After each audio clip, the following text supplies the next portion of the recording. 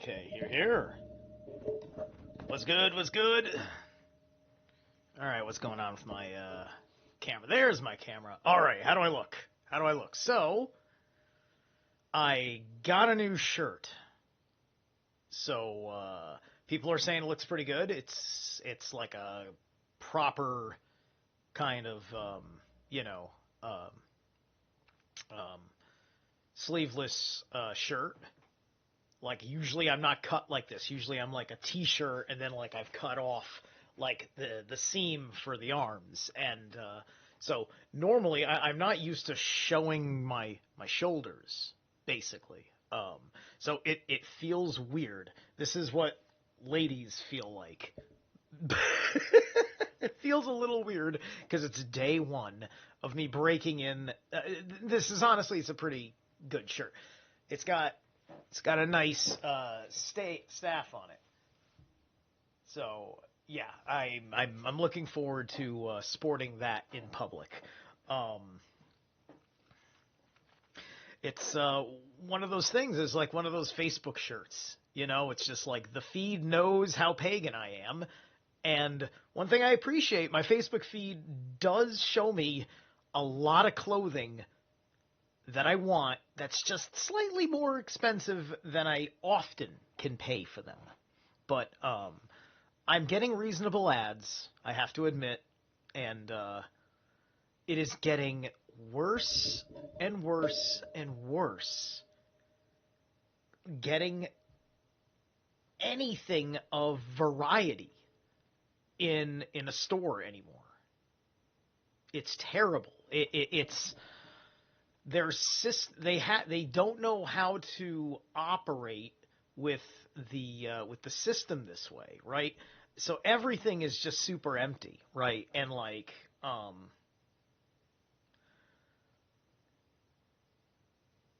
food is the only like guaranteeable somewhat diversified in-store retail object right now, right?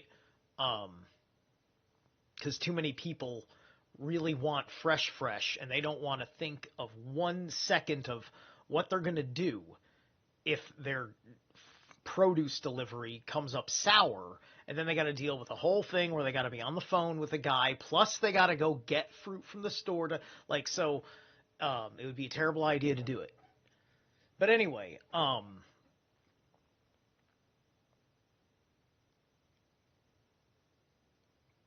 but it's certainly a place where you can be the highest quality of your subculture that you want to be. It's pretty cool in that respect, right? I like it. Um, I am I can pass in public with certain things because of how I carry myself.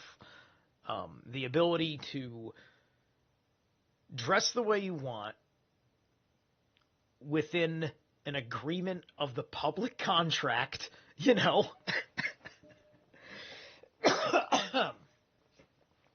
Anyway.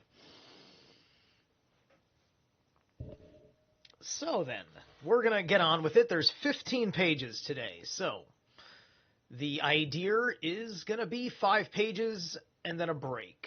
So I have 3 intermissions prepared. And I thank the 3 viewers that are here, and hi, Parsons, good to see you.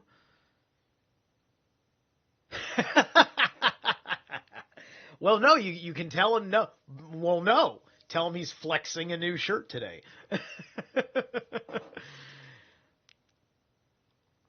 Anyway, let's get on with it. Let me open up the window. Bang. Chapter 7. Antipas and the 2 Agrippas. Where is my water? My God, I have left my water upstairs. 1 minute.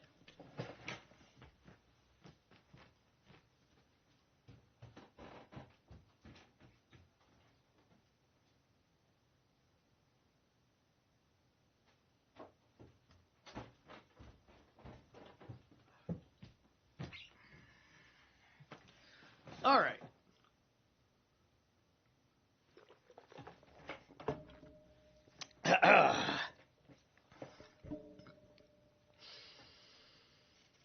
The territory of Archelaus was brought under direct Roman rule, and a man of equestrian rank at Rome. Coponius was sent as procurator with authority from Caesar to inflict the death penalty. In his time, a Galilean named Judas tried to stir the natives to revolt. So let me go down to the annotation. This is the Judas of Acts 37. Okay, this is a Judas historical figure inserted into the Bible.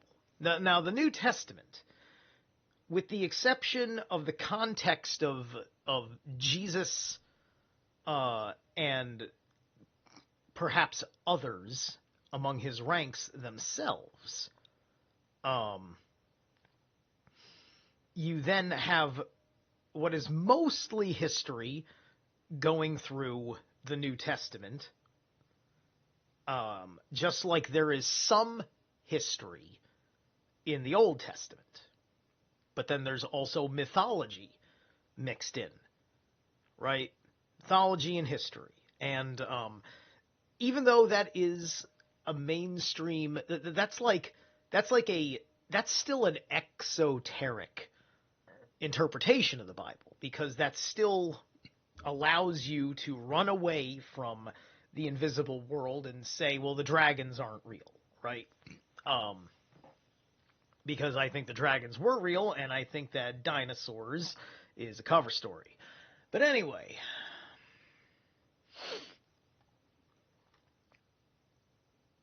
Judas tried to stir a revolt, saying that they would be cowards if they submitted to paying taxes to the Romans and after serving God alone accepted human masters.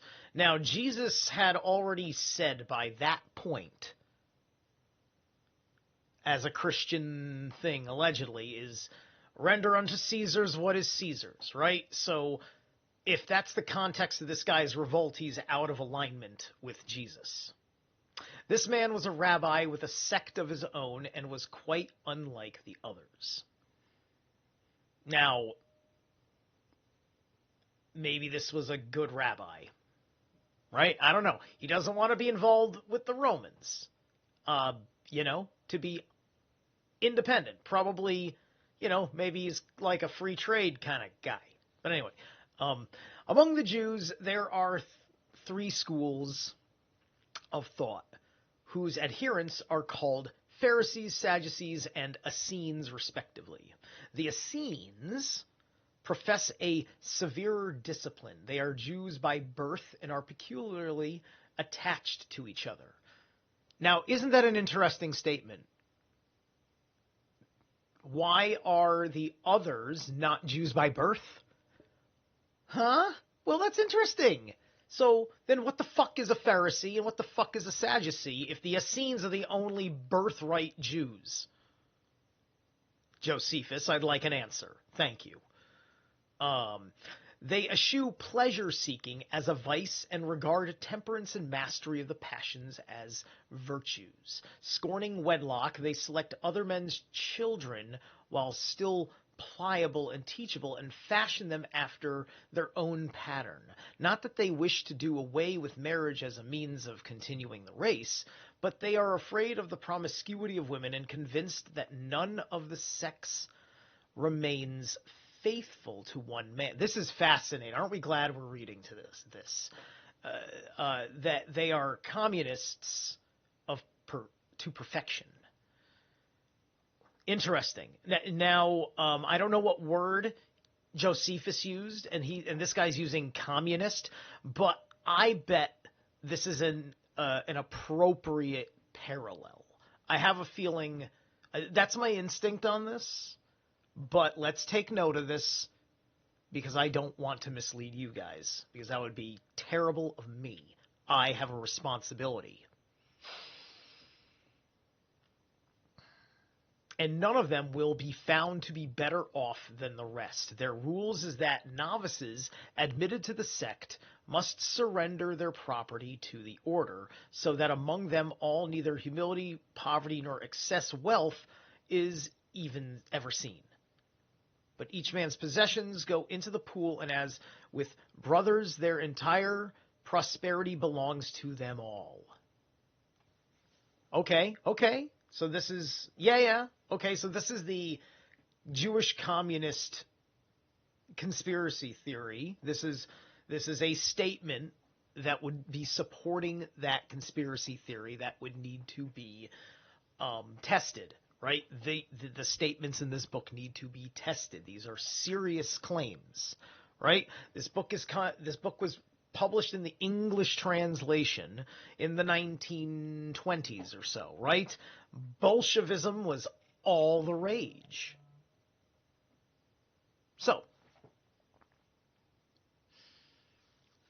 oil they regard as polluting, and if a man is unintentionally smeared with it, he scrubs himself clean. Oil?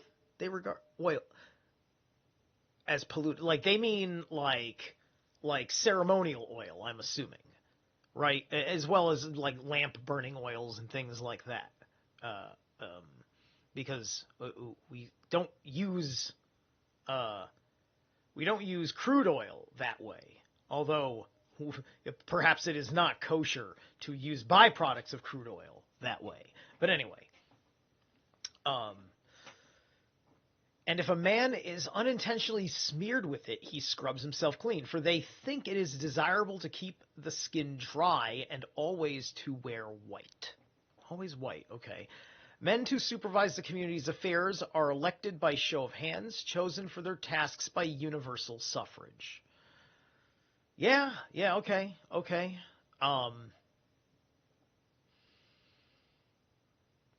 So that on a base level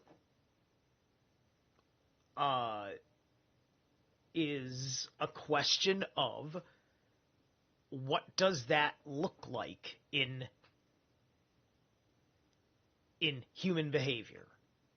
If you can scale out, right? This is literally a scale out, like, and he's looking at it as a whole entity, right? He's not looking at individuals, right? Because he's explaining politics here, right? This is the details of politics.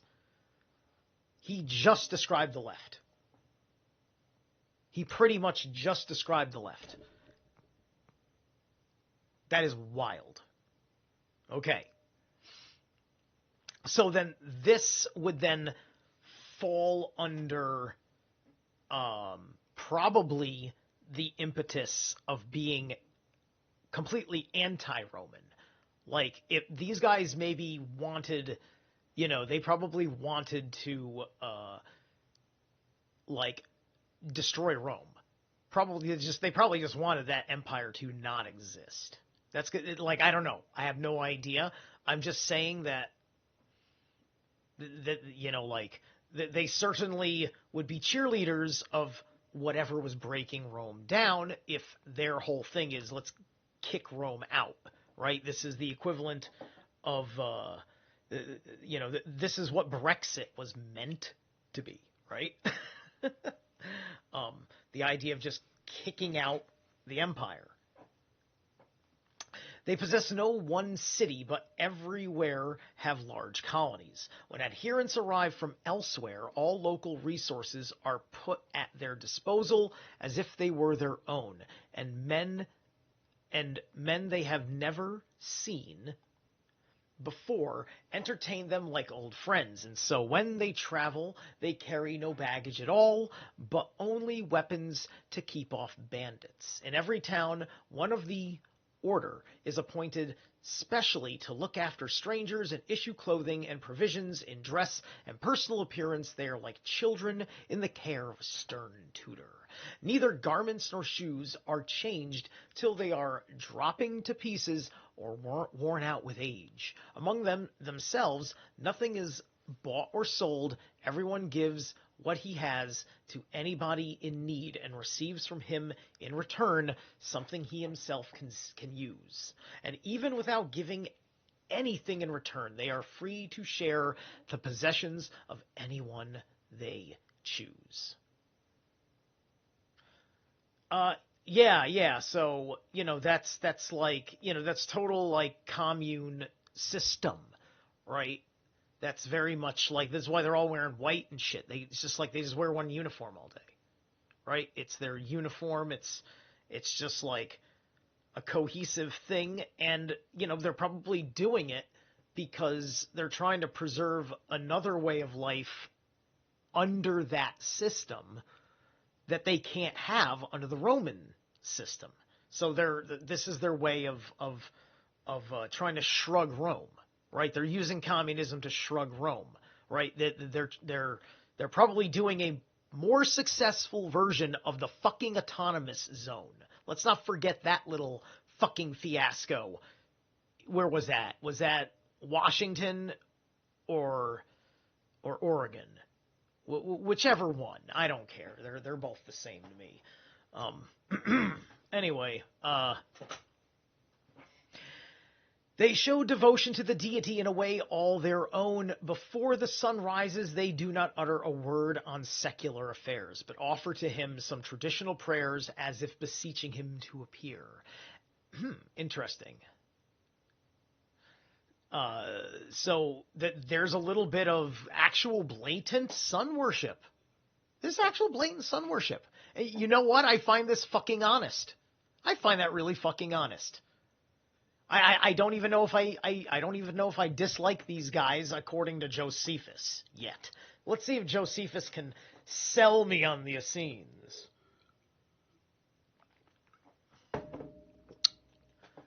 After this, their supervisors send every man to the craft he understands best, and they work assiduously till an hour before noon, when they again meet in one place and, donning linen loincloths, wash all over with cold water. Thus purified, they assemble in a building of their own, which no one outside their community is allowed to enter. Yeah, wow, these guys are, they got a ritual cycle. Clean themselves they go into to the refectory, as if it was a holy temple, and sit down in silence. Then the baker gives them their loaves in turn. The cook set before each man one plateful of one kind of food. The priest says grace before meat. And that's meat with an A, so he means that as in food, unless that's a typo. To taste the food before this prayer is forbidden. After breakfast, do they smell it? Because smelling it is kind of like tasting it, because it's the same. The actual particles of food have to actually be in the odor. It's like the odor is coming from the particles of food that are rising up on a molecular level because the moisture is carrying them up. And that's how you get the scent of a thing. You know, that steam rising off the cooked meat. Whoo! Unless they're eating it raw. I haven't found anybody in history that eats meat raw yet. We definitely have to cook it going all the way back. You know, it's one of the vegans' favorite argument, and it's a good point. It's a very good point.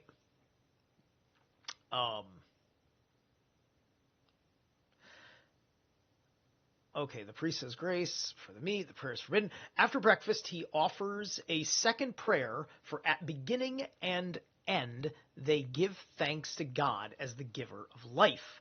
Then, removing their garments as sacred, they go back to their work till evening. Returning once more, they take supper in the same way, seating their guests beside them if any arrived. Neither shouting nor disorder ever desecrates the house. In conversation, each gives way to his neighbor in turn. So, you see, the communism works here because everybody wants to behave the same way. They're interested in being in the same behavior, right? I'm pretty sure they probably know that they could just fucking walk away and be protected by Rome because Rome's interested in consuming you. So they'd rather get eaten by Rome if they wanted to, right? And so, and I guess these guys are family. They said by birth, right? He's claiming that these guys by birth are doing it this way. To people outside, the silence within seems like some dread mystery. It is the natural result of their unfailing sobriety and the restriction of their food and drink to a simple sufficiency. All right, the Puritan-like. And naturally, yeah, Puritan-like, right? You know what? The Quakers, the Shakers, my guy, the early Christian-esque movements. It was this. This is what they were doing. Go read the Quakers. Go read the Shakers. Oh, Richard Dixon, Quaker. And it wasn't just the Quakers and the Shakers, but that was all throughout the early 1800s because this was a freedom people were very interested in at the time, right? The American Revolution had happened. The First Amendment was established. And they went for it. They said, we all want to go and live and try this out. There were probably people, because, in the wake of the revolution, what you did know for certain is that you're never going to live the way you lived again as a British colony. And so nobody was to say who was to live what way at that time in major organization other than here's a general kind of outline of boundaries that are understood under the contracts of each of these states ratified under our Constitution. Have at it, right? And this is them having fucking at it. Okay. Let me turn this down a pinch. There we go. In general, they take no action without orders from the supervisors, but two things are left entirely to them: personal aid and charity. They may of their own accord help any deserving person in need or supply the penniless with food, but gifts to their own kinsfolk require official sanction. Fascinating. Okay. I guess because there must be a certain level of honored personal ownership. Perhaps being honored simply by the merit that it was in your possession at that time. So you're giving of your own ration. So that's according to you. Oh, I'm interested in starving a little because this person's starving a lot. I cannot argue with that. Can't argue with it one fucking iota. Anyway, but gifts to their own kinsfolk require official sanction. Showing indignation only when justified, they keep their tempers under control. They champion good faith and serve the cause of peace. Every word they speak is more binding than an oath. Swearing they reject as something worse than perjury. Right. See, that's a little bit like the Puritan too, right? And this is like Puritanism and communism, right? You know, the communism that we have seen has been something that the wild men are trying to be, right? You look at what the left is right now in real time. They want the communism. They don't have a real sense of community. And unfortunately, the gray and boxy world we live in now is the product of Fabian socialists who are trying to impose this way of life. You can't do that imposition. Someone's soul needs to be playing with sin, okay? I'm just going to fucking say it. People need to go play with sin. Don't take it seriously. If you take sin seriously, then the demons come in. This is why I love heavy metal. This is why I love horror films. I'm playing with evil. If I saw real evil, I'm not fucking around. But that's why I play. Just like you play soldier when you're a child with a wooden sword and your best friend who you'd never fucking lay a hand on. And you mock kill each other, and it's fun. But at the same time, you're learning hand-eye coordination, footwork, flexibility, reflexes, overcoming fears, changing trust levels because, you're testing each other, yada, yada, yada. It's all these things.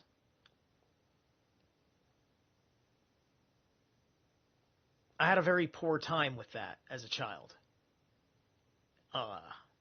I'm making up for a lost childhood. But anyway.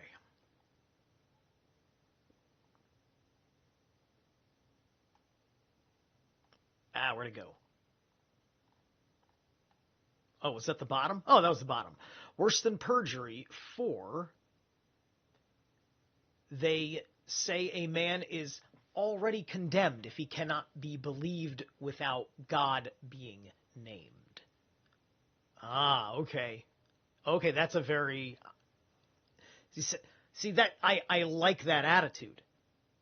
It's just like, don't drag someone else's name into your character. Right? These people may have some wisdom. Same point as it made in the Sermon on the Mount. Okay. All right. Interesting. They are wonderfully devoted to the work of ancient writers, choosing mostly books that can help soul and body. From them, in their anxiety to cure disease, they learn all about medicinal root and the properties of stones. So there you go. There you go. So, sounds like, and okay, so these might be good guys. Maybe these are the good guys. And here's the ones that Josephus says are the Jews by birth. Does that make this the gene pool of the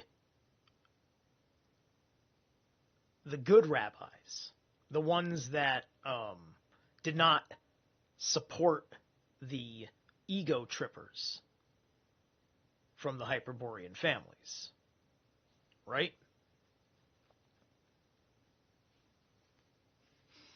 Because one has to ask, how did they develop this way, right? And one thing's for certain, when you are at that much fucking war within your own tribes, you're not going to be able to fucking have a goddamn fucking thing to say to people that want to fucking figure something the fuck else out. Because you're too busy killing each other anyway, and we're a neutralized force. Right? They're like they're like the guys that are just trying to be like, well, nobody's giving fucking peace a chance. I don't fucking blame them. I don't fucking blame them. You'd be forced to live this way because of how much fucking compromise there is. Because, you know, all that shit you're reading about Herod, what do you think that's happening to the local people as people are poisoning each other's water supplies to kill off their fucking enemies? You know, and we're sitting here fucking trying to dodge fluoride and microplastics. God, fuck these people. Anyway. All right, roots and properties of stones. He says charms, no doubt. I wish he could fucking elaborate. So anyway, these guys were definitely also magicians. All right, we're you know, that's what he's getting at. They're probably magicians. Persons desirous of joining the sect are not immediately admitted. Excluded for a whole year, a man is required to observe the same rule of life as the members, receiving from them a hatchet, the loincloth mentioned above, the white garments. When in this period he has given proof of his temperance, he is associated more closely with the rule and permitted to share the pure waters of sanctification, though not yet admitted to the communal life. So how are these the only guys that are Jews by birth if they also have to do this? Is this kind of like, is this like the Amish? Is that like when a boy comes of age, they have to go through this kind of situation? So anyway, he has demonstrated his strength of purpose, but for 2 more years his character is tested, and he is then he is seen to be worthy, he is accepted into the society. But before touching the communal food, he must swear terrible oaths. First, that he will revere the Godhead. Secondly, that he will deal justly with men, will injure no one either of his own accord or of another's bidding. Okay, good. Will ever hate the wicked and cooperate with the good. Will keep faith at all times and with all men, especially with rulers, since all power is conferred by God. All right, let's read the last bit. Compared to St. John the 19th, 2 and Romans 13:1. Okay? If he himself receives power, he will never abuse his authority, never by dress or additional ornament outshine those under him. He will ever love truth and seek to convict liars. He will keep his hands from stealing, his soul innocent of unholy gain. Here's the problem, right? Okay, if you're getting to take this all very, very seriously and all that, I'm wondering how it keeps itself from crossing the abyss into radicalism. Because theoretically, this is already radical. Radical doesn't have to be energetic, really. It just has to be a state of being of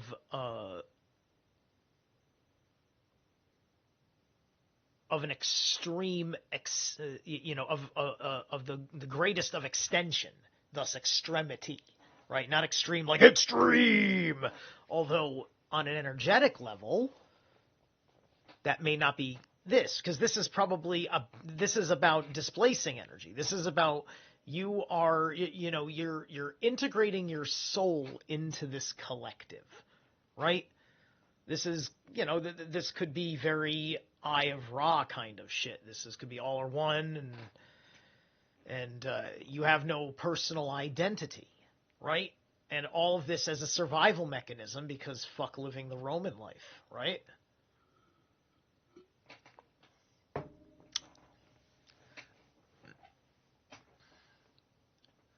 So anyway, where was I down at Sect reveal any of the secrets to others, even if brought by okay, hold on. If he himself receives power, he will never abuse his authority, never by dress of additional ornament outshine those under him, or I'm sorry, rather his sole innocent and holy gain. He will never hide anything from members of the sect or reveal any of their secrets to others, even if brought by violence to the point of death. This is also a lot like the Freemasons. You see the Freemasons here? He further swears to impart their teaching to no man otherwise than as he himself received it, to take no part in armed robbery, and to preserve the books of the sect, and in the same way the names of the angels, such as the oaths by which they make sure of their converts. But the question is, do these guys have a line, like, are they are they ultimately peaceful? Do they carry weapons? Do they have rules of engagement in case they are threatened? I mean, you live a life like this, you're automatically operating like from an aversion to strangers, right? You're living only amongst those who you know, and you know how all of you act among you. The only way you have that much high trust is that you all kind of automaton, right? That's the Mormons, who are also connected to the Masons. So, don't we see what's going on here?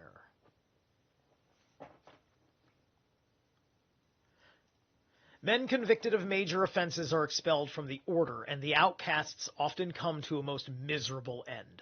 For bound as he is by oaths and customs, he cannot share the diet of non-members, so is forced to eat grass till his starved body wastes away and he dies. Huh. And he's forced to eat grass? Like, I guess he means literal. That's got to be literal, because they have plenty of words. It's not a secret.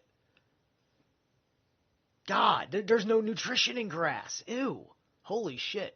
Starved to death, but... Oh. Charity compels them to take many offenders back when at their last gasp, since they feel that men tortured to the point to death have paid a sufficient penalty for their offenses. You know, you're going to have a whole legal system here that peaceably controls people this way, through compulsions, coercions. You know, you've got your officers that handle the whole thing. Right, this is a cult. Yeah, it's definitely a cult, right? It's there's a David Koresh hanging out here. This I am certain. There's going to be a whole fucking thing going on. To need to go to this length, right? Because, there's the religious conviction aspect of it. And it can even possibly act as a mockery of Christ in the story, right? Just to be clear, my official position is that I'm against Jesus and I'm for the principle of the Christos.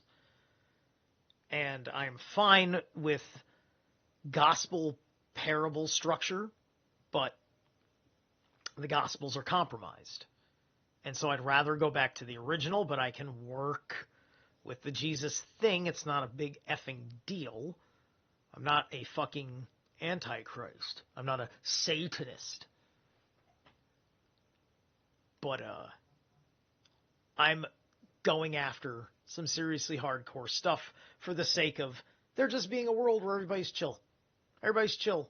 That's a much better way to go, is, the one commandment. Everybody's fucking chill. That ought to be it. That ought to be the highest law of the land, is that everybody's fucking chill. If you're not chill, you may sign a petition to have an honor duel with a guy who's pissing you off. And then everybody gets to watch it on the internet and take bets.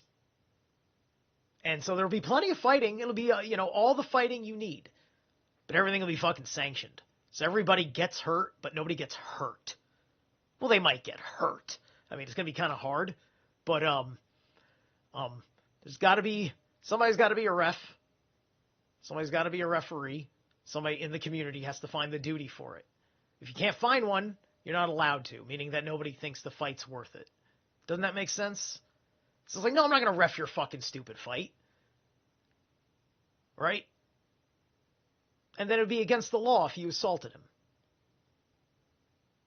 I mean, it's almost like that now. But the point is that, like, we don't actually have that. It's just that that sounds like it's how you would do it under natural law, and it's in there because it's in there. It's already in you. It's already in every single one of us that isn't a psychopath. But the problem is we got psychopaths, and what psychopaths love to do is they love to be the bad example to ruin the fun. But anyway.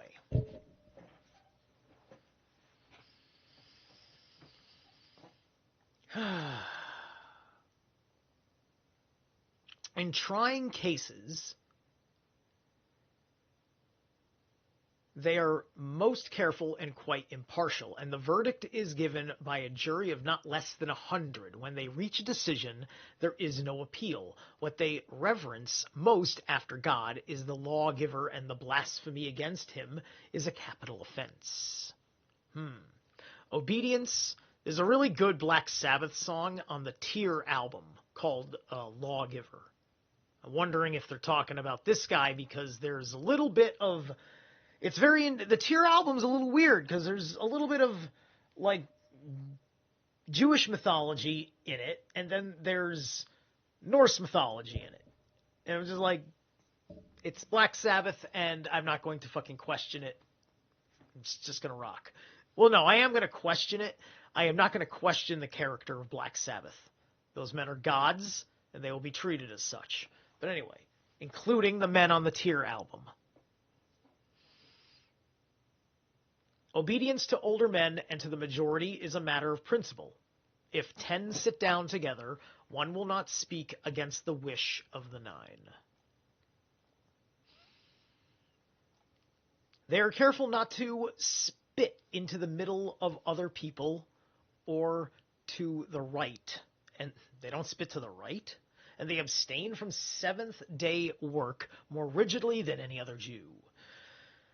For not only do they prepare their meals the previous day so as to avoid lighting a fire on the Sabbath, but they do not venture to removal any utensils or to go and ease themselves. On other days, they dig a hole a foot deep with their trenching tool, for such is the hatchet they give to the novices, and draping their cloak round them so as not to affront the rays of the god.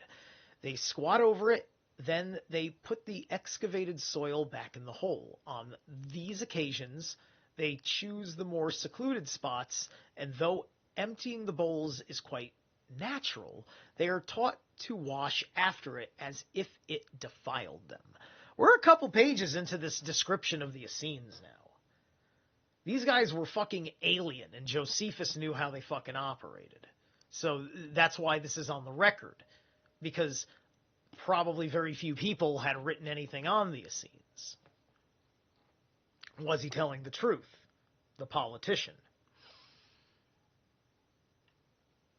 They are divided into 4 grades, according to the stage they have reached in their preparation. And so far as the juniors inferior to the seniors, that if they touch them, the persons touched must wash as though contaminated by an alien. They are long-lived. COVID protocols? God, these guys are psycho. They are. It's probably all like really like. It's probably like, I don't know. Do they act crazy when you touch them, or is it like they don't care that it's been just a couple of minutes, but then when they're done, they gotta wash themselves up, right? I'm told, for instance, that Donald Trump has is kind of about that, which is why hand sanitizer was a big push or something like that. Is that he would always like wash his hands or what? It's just like, okay, that doesn't mean a goddamn effing thing. That's him, right? And that was Alex Jones talking about that. And I think Alex Jones was just spreading rumors salaciously, to be honest with you. Still love you, Alex, even though I don't know what you are, but you're entertaining. What can I say? You had Mark Passio on, so thank you for that. They are long-lived, most of them passing the century owing to the simplicity of their daily life. I suppose the regular routine, they despise danger and conquer pain by sheer willpower. Death, if it comes with honor, they value more than life without end. Their spirit was tested to the utmost by the war with the Romans, who racked and twisted, burnt and broke them, subjecting them to every torture yet invented in order to make them blaspheme the lawgiver, or eat some forbidden food, but could not make them do either, or ever once fawn on their tormentors or shed a tear. So, yeah, they're being heavily tested, and it's just like, okay, you guys are in. You guys are true to, because they know what it means for somebody from where they came from, what they're used to seeing them act like, right? And so they're just like, would you like to be exactly with this program? You're this enticed to live this particular way, and to die horribly if you don't, right? So they probably had some mystery school power that was very enticing to lock them in. Who knows how much it served them, considering, because your soul is kind of saying, okay, I'm out on everything and anything that is society, yada, yada. Just like a lot of people live this way today. They live this way today. We get this, right? This may be prior to unknown, right? Because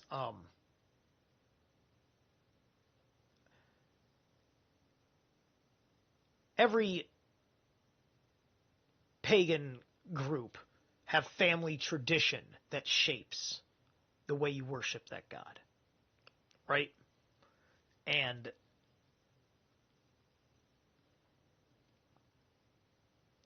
there's a lot to be said just about how different things can be. You ask yourself, how much are you picking on anybody, right? Because certainly there's a little bit of picking on because of wanting to resolve the problem of why the Jewish rhetoric persists and never develops and never turns into anything beyond the blanket statement of the Jews. And it becomes violently irritating. I get violently irritated by it. Violently. I am here looking for love, looking for humanity, looking for answers, trying to pin the tail on the right donkey, trying to find the right perpetrator of a crime, trying to track the right lineage of intention.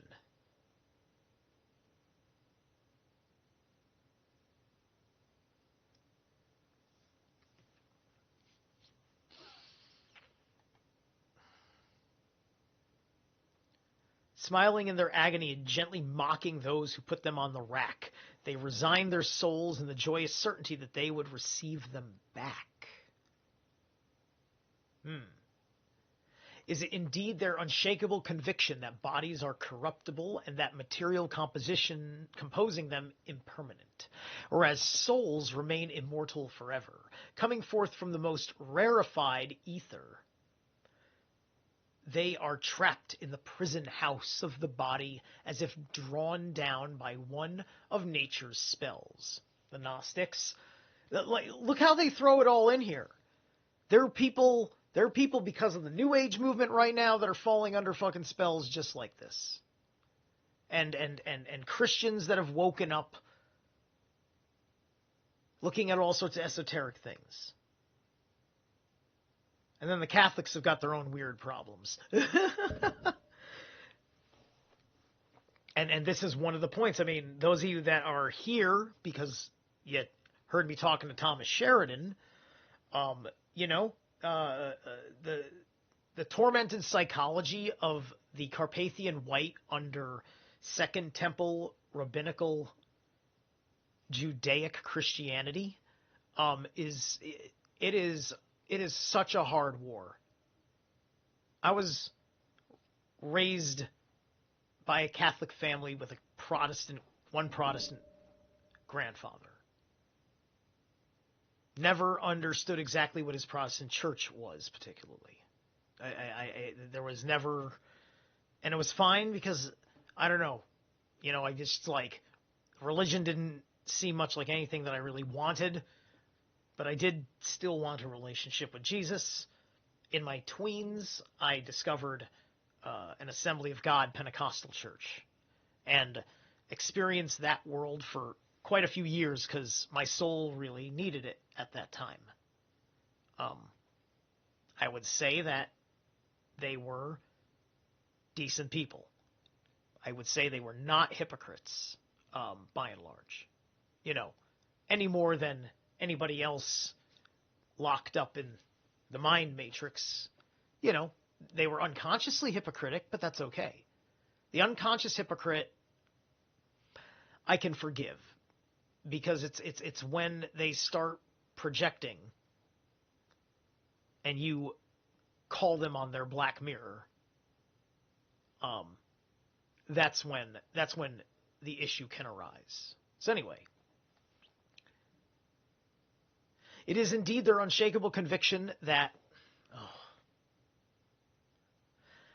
bodies are corruptible, material composing. Immortal forever, coming forth, the prison house of the body, as if drawn down by one of nature's spells. But once freed from the bonds of the flesh, as if released after years of slavery, they rejoice and soar aloft.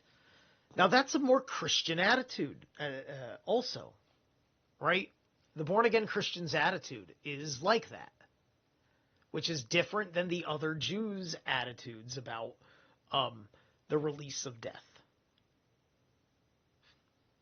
Teaching the same doctrine as the sons of Greece, they declare that for the good souls there waits a home beyond the ocean, a place troubled by neither rain nor snow nor heat, but refreshed by the zephyr that blows ever gentle from the ocean. Bad souls they consign to a darksome, stormy abyss, full of punishment that know no end.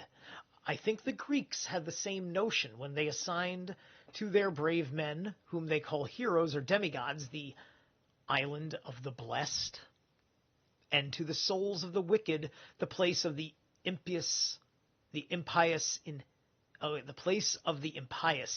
Hades, where according to their stories, certain people undergo punishment. Sisyphus and Tantalus, Ixion and Titius, and the like. Okay, so you know what? I didn't know about the islands of the blessed. I thought that everybody went to Hades and that there was just kind of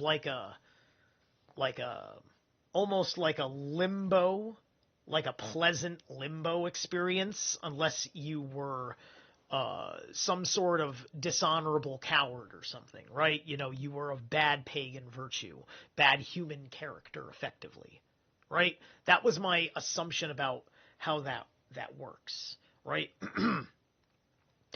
Believe it or not, I'm not well versed in Greek mythology beyond kind of the baseline exoteric and some of the substrate esoteric. I haven't been the deep diver on the Greek. I listened to a bunch of guys like Gnostic Informant and stuff, but I've been in a focus, and so Greek mythology will come in time. I'm got a few more mountains to climb. Anyway,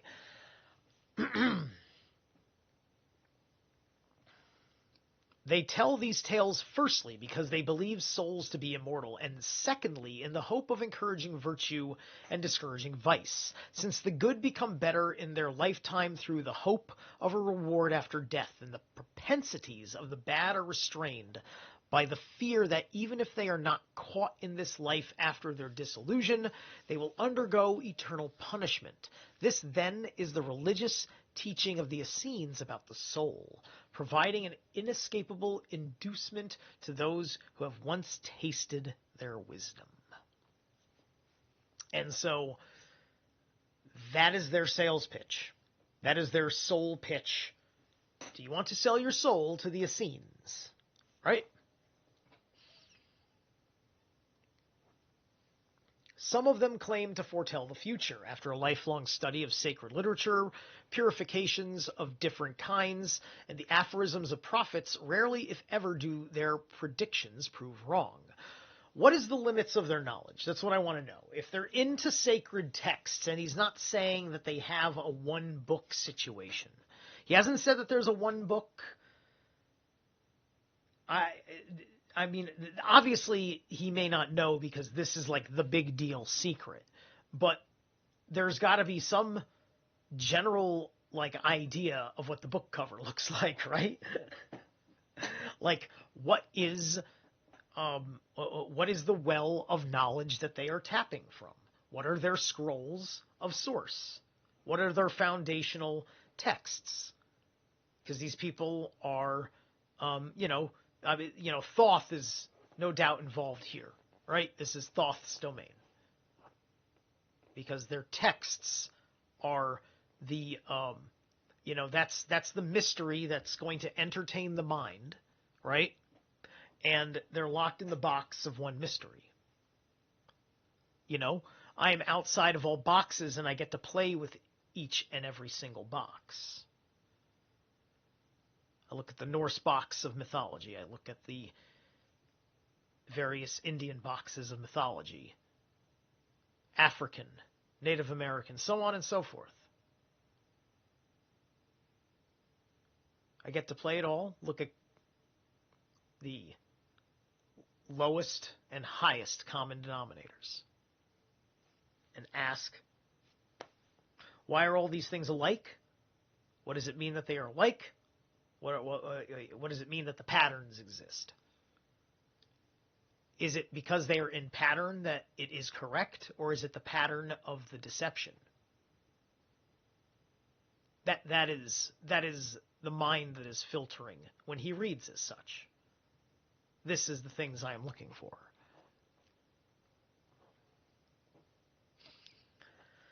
There's a second order of Essenes which agrees with the other in its way of life, customs, and rules, and differ only in its views on marriage. They think that the biggest thing in life, the continuance of the race, is forfeited by men who do not marry, and further, if everyone followed their example, mankind would rapidly disappear.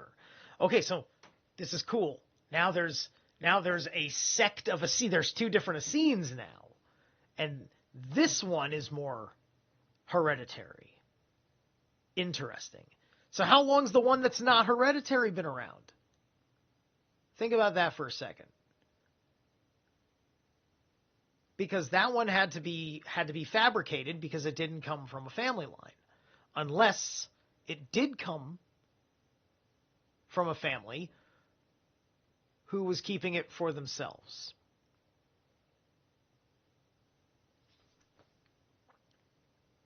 Kind of like an evil version of Bach.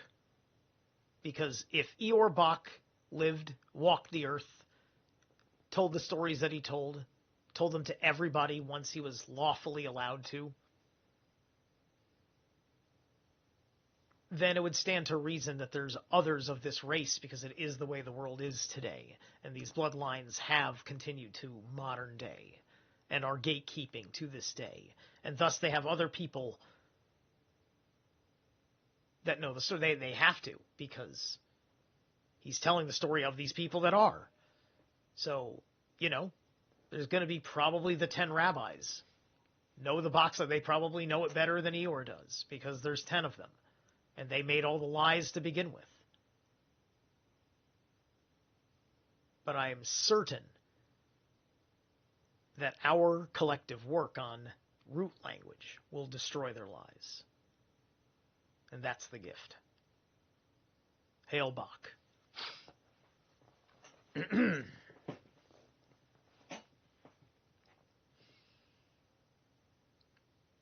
Let's see here. Okay, Mary further mankind would rapidly disappear. However, they put their brides on probation for 3 years and do not marry them till the regularity. The regularity? What the fuck is the regularity? Hold on.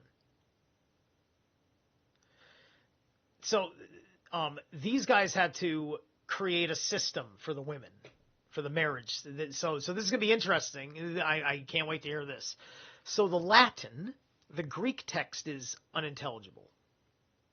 So so I wonder what happened with that.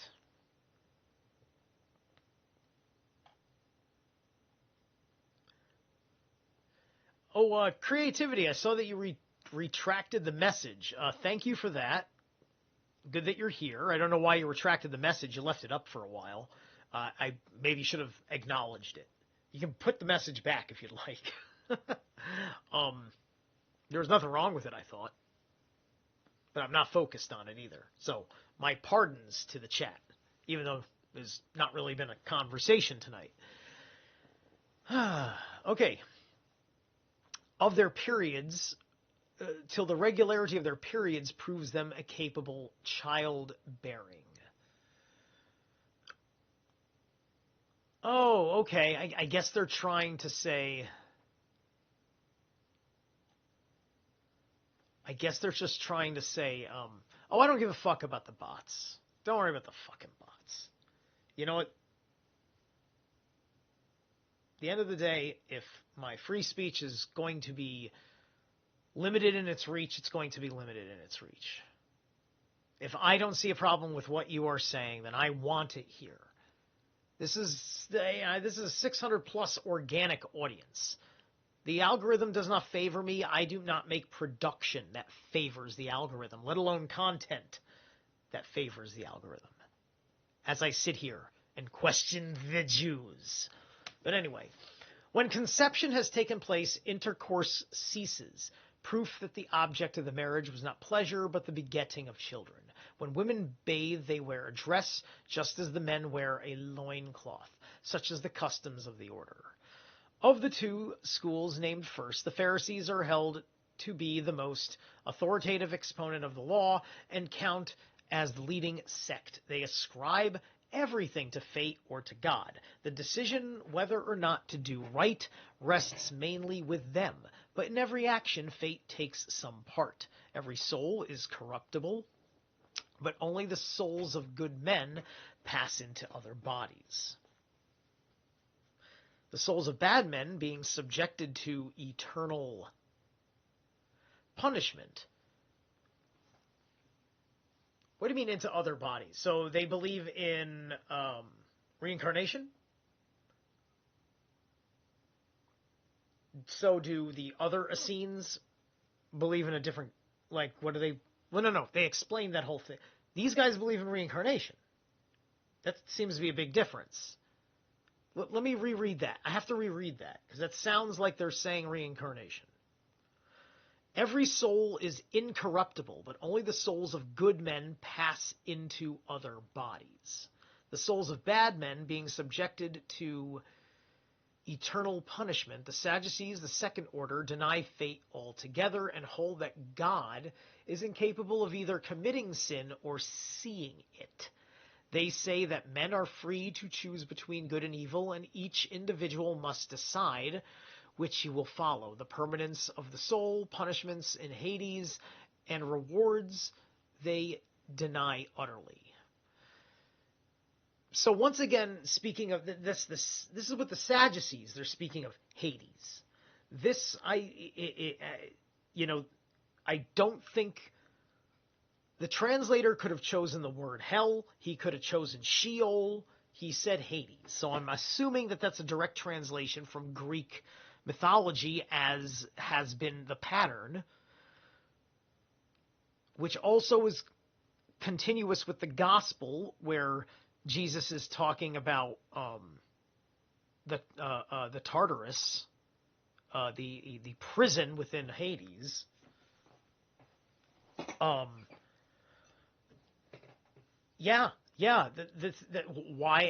Because language. The language, like, this is this is one of the big points that gets drilled by Dr. Hillman, is the Hebrew language is insufficient to hold a civilization together. And there's proof of it. These guys are building their Judaism on a Greco-Roman vernacular.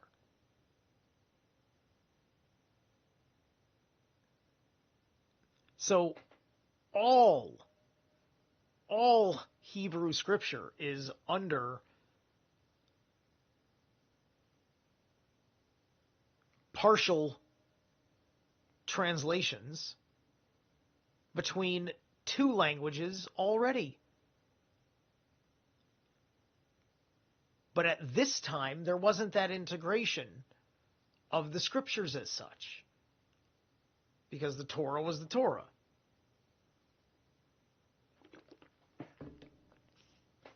And I suppose this means that the Torah is incomplete because words are missing.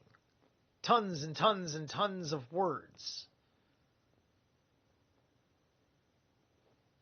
They've got fragments of history and fragments of mythology. And that's the Torah and the Old Testament as a fucking whole.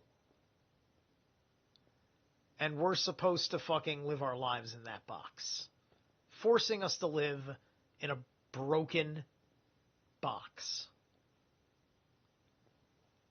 Thankfully, it's broken, and there's plenty of ways to get out. You just have to get over your fears. Your soul fears. These cults are for people whose souls cannot escape their fears. It's spiritual bypassing. It's the social network echo chamber. It's exactly what you want, and you're devoted to it. And you make the oaths. It is a witness to everybody. There is, with no doubt, you're one of them. Don't try and force me to leave. This is the way I want to live. I like it here. In fact, you're a terrible person. Why don't you get in here? I need you in here now, or leave me be. Start joining. Start going through the trials, or get away, right? Or something like that, right? These guys would be hardcore like that. So, excuse me. Again, Pharisees are friendly to one another and seek to promote concord with the general public, but Sadducees, even towards each other,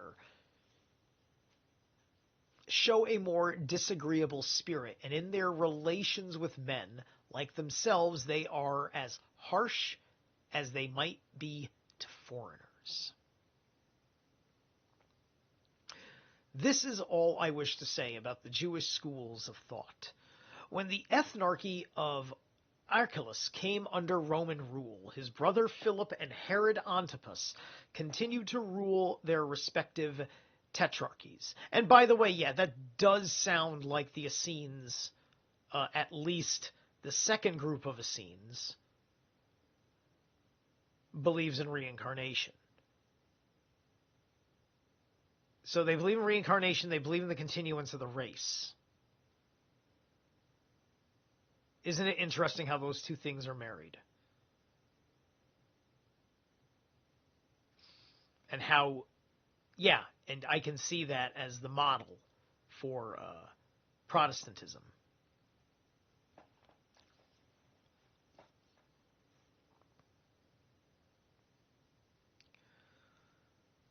Okay, rule his brother Philip and Herod Antipas continued to rule their respective tetrarchies. Salome had died, leaving to Julia Augustus consorts her toparchy with Jamnia and the palm groves at Phasaelis. Later, when on death of Augustus, who had been in supreme control 57 years, 6 months, 2 and 2 days,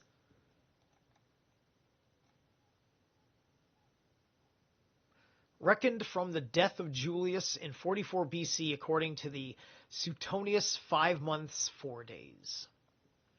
The empire passed to Tiberius, the son of Julia. These two remained undisturbed, and Philip found the city of Caesarea near the sources of the Jordan in Paneas, and Julius in Lower Golanitis. Antipas, Tiberius in Galilee, and a city called after Julia in Perea. As procurator of Judea, Tiberius sent Pilate, who during the night secretly and undercover conveyed to Jerusalem the images of Caesar known as Signa. When day dawned, this caused great excitement among the Jews, for those who were near were amazed at the sight, which meant that their laws had been trampled on. They do not permit any graven images to be set up in the city, and the angry city mob were joined by a huge influx of people from the country. They rushed off to Pilate in Caesarea and begged him to remove the signa from Jerusalem and to respect their ancient customs. When Pilate refused, they fell prone all round his house and remained motionless for 5 days and nights. The next day Pilate took his seat on the tribunal in the great stadium and summoned the mob on the pretext that he was ready to give them an answer. Instead, he gave a prearranged signal to these soldiers to surrender the Jews in full armor, and the troops formed a ring 3 deep. The Jews were dumbfounded at the unexpected sight, but Pilate, declaring that he would cut them to pieces unless they accepted the Gaulonitis Antipus, accepted the images of Caesar, nodded to the soldiers to bear their swords. At this, the Jews, as though by agreement, fell to the ground in a body and bent their necks, shouting that they were ready to be killed rather than transgress the law. Amazed at the intensity of their religious fervor, Pilate ordered the signa to be removed from Jerusalem forthwith. Okay. Interesting. And it's very interesting here seeing Pilate again being manipulated by the mob. It's certainly consistent with the Gospels. Certainly consistent. Much except comment. Okay, sure thing. All right, cool. Woo! All right, so that's 5 pages, I believe. Pretty sure I didn't go more than 5 pages. And I'm going to give us... this is fun. I usually don't play this kind of a song, but I was up for it tonight. Hold on a second. I am disorganized. There we go. Venator, from their EP called Paradiser. The reason why I'm saying this is that, like, I normally don't play new wave of traditional heavy metal, right? These are like new bands that are going for the nostalgia of the 1980s, just heavy metal, like just the genre metal itself, right? Nothing even super extreme, but definitely heavy. So it's like that with like the most polished version of that analog 80s production quality. Really good shit. So this is Venator with the song. What's the song called? There's 3 songs on it. With it's the title track, Paradiser.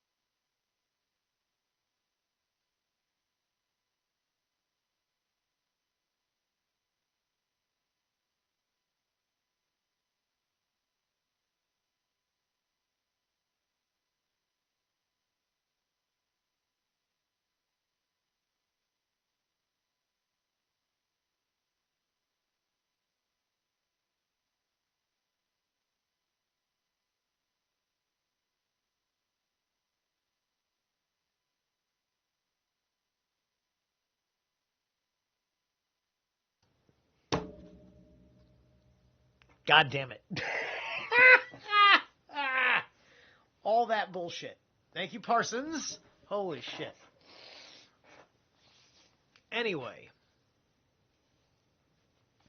No, there's sound now. There is sound now. Do not lie to me. There is sound now. You're probably catching up. Anyway, for fuck's sake. Okay. Anyway, I was talking about the music before I got back into the thing. What do you mean still no sound? That's not possible. Is your sound up? I'm plugged. I'm here. How is there no sound? It's picking up on the mic.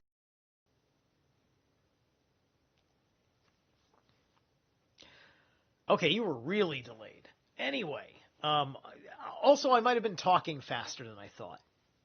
Okay, so I sent links. I was making a point about Venator and how their sound was good like that. And that was like a 15-minute thing to go check out.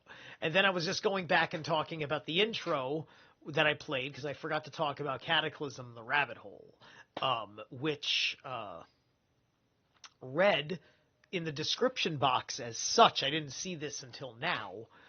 With a brutal honesty and relentless force, The Rabbit Hole rips through the illusion of control and dares listeners to wake up and resist. A soundtrack for the disillusioned, unapologetic, and unrelenting. The song features Clement Weigers of Croc Ungren, who curated the track's ambient sound effects and synth section. I fucking love Croc Ungren. They're a Dutch band that their early albums was like Dutch folklore. Like they're like just telling like Dutch like ghost stories and stuff. Like really fucking cool. Like blackened. It's like blackened death metal basically. They're fucking awesome. So anyway, back to this nonsense. All right, where are we at in the horror story?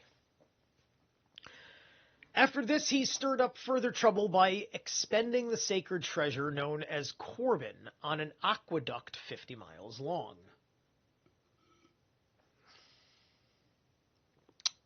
This roused the populace to fury, and when Pilate visited Jerusalem, they surrounded the tribunal and shouted him down. So, sacred treasure. So, like, probably by the merit that there was some, like,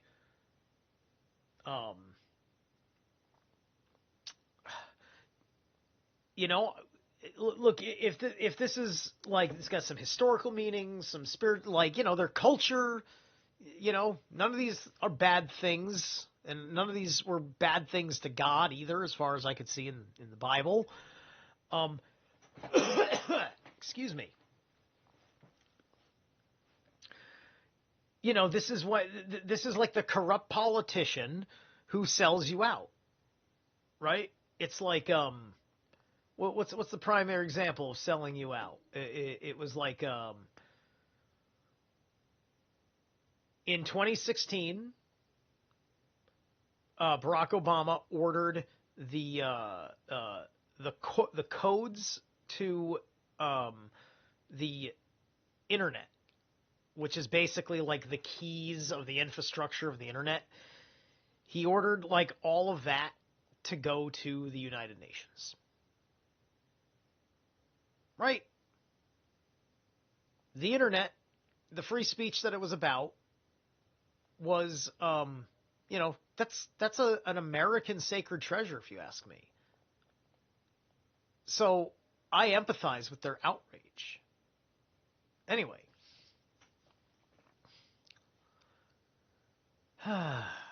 But he had foreseen this disturbance and had made the soldiers mix with the mob.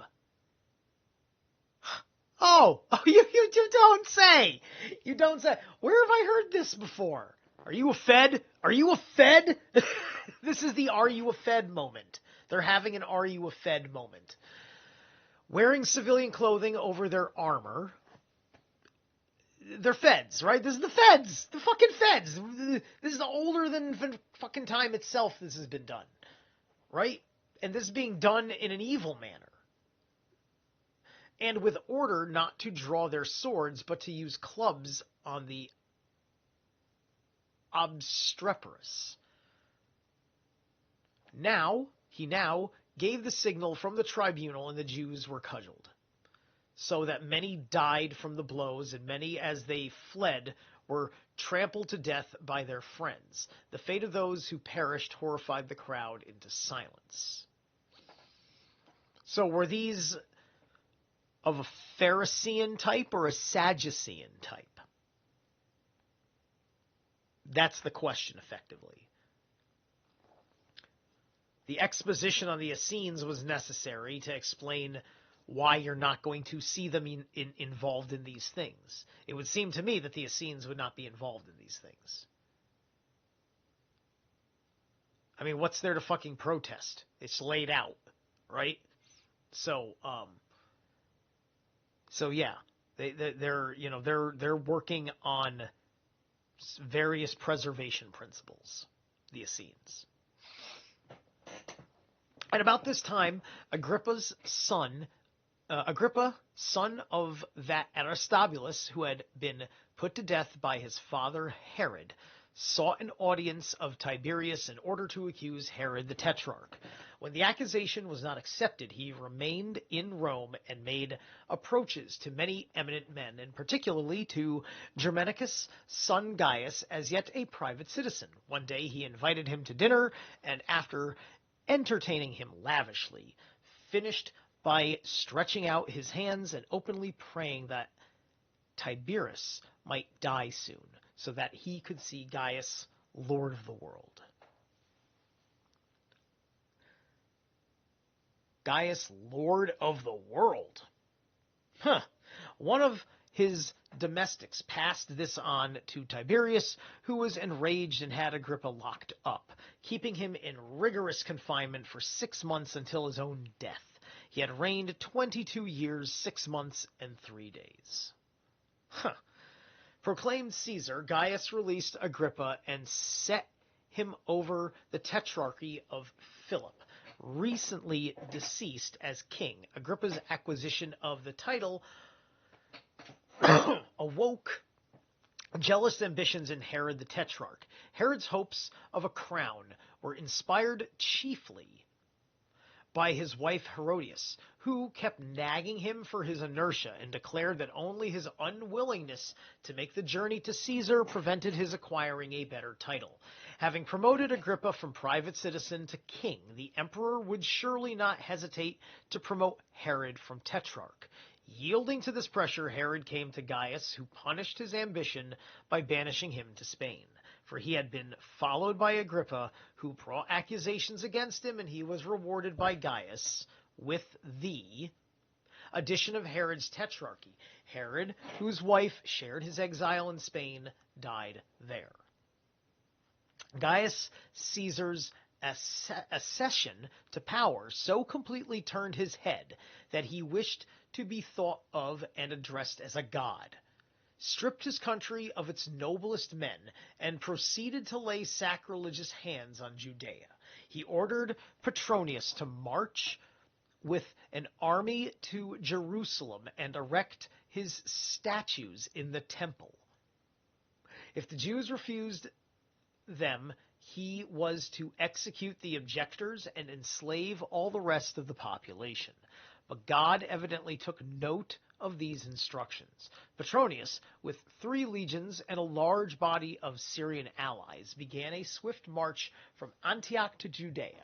Some of the Jews disbelieved the rumors of war. Others who did believe were at a loss how to defend themselves. But soon as shudder ran through them all, for the army was already at Ptolemy. This is a seaside town of Galilee, built on the edge of the great plain and shut in by mountains. To the east, 7 miles away, is the Galilean range. To the south is Carmel, 15 miles distant. To the north is the highest range, called the Ladder of Tyre. By the natives, the distance in this case is 12 miles. About a quarter of a mile From the town flows the Bellius, a very tiny stream on whose banks is the tomb of Memnon. Near this is an area 50 yards wide, which is of great interest. It is a round hollow, which yields crystalline sand. A large number of ships put in clear this out, but the place filled up again thanks to the winds, which, as if on purpose, blow into it common sand from outside. This is at once converted by the mine into crystal. Still more wonderful, I think, is the fact that crystal which overflows from the basin reverts to ordinary sand, a most unusual spot. That is a fascinating phenomenon he is describing. Fascinating.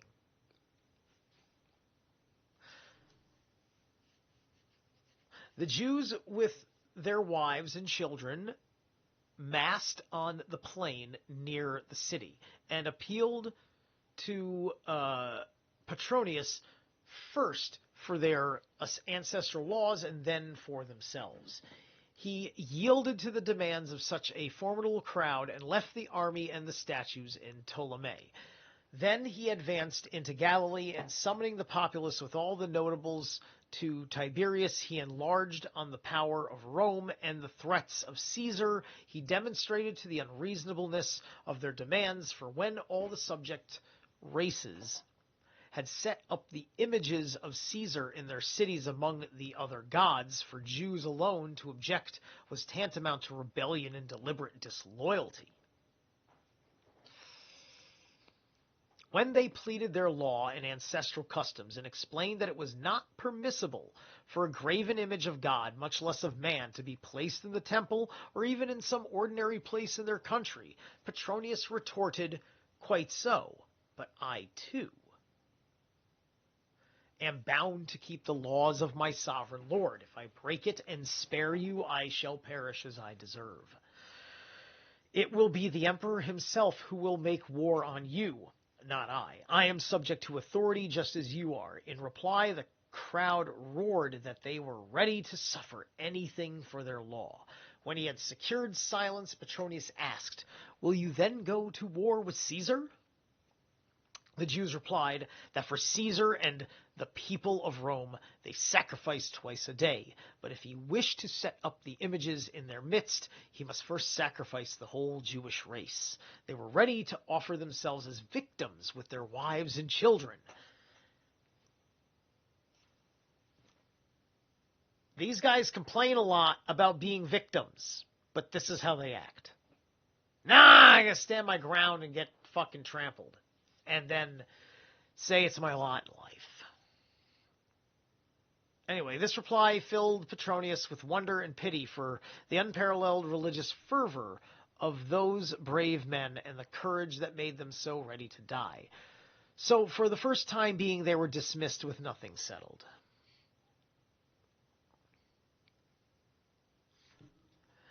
During the next days, he got the leading men together privately and assembled the people publicly, and tried first persuasion and then advice. But for the most part, he relied on threats, emphasizing the strength of the Romans, the fury of Gaius, and the necessity imposed on himself.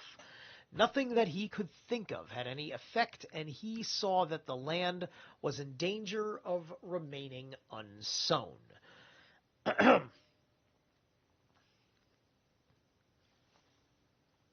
I wanted to track back for just a moment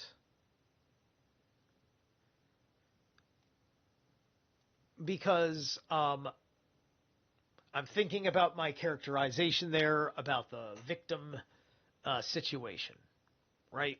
And of course, I said that before reading it to the end, and I wanted to keep with the flow state, right? Because the point is that, okay, man, here we are, we're religious further, and we're just going to, leave it settled and all that stuff, right? And so, naturally, you're going to die for certain things that you believe in. and everything else. But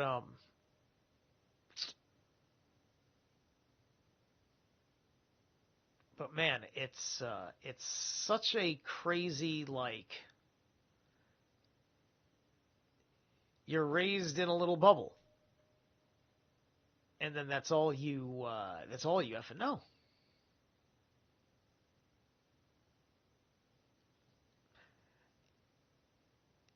And somehow the people let it get to this point, perhaps because there's such a large population and they can't keep everybody under one or two orders of thought, right?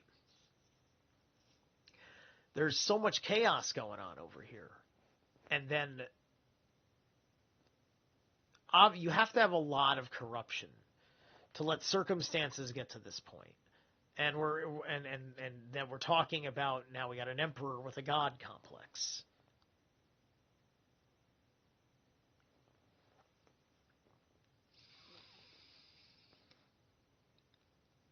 And all that because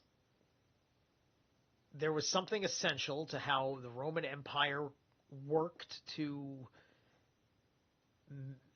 make everything work for it, and having all of the religious order be something that fed into the authority of the Caesar.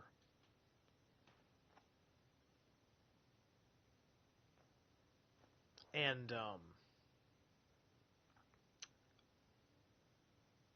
I love the mythological thinking that I've adopted in my journey. Right? The ego trip, the delusion of grandeur, the grandiosity complex, right?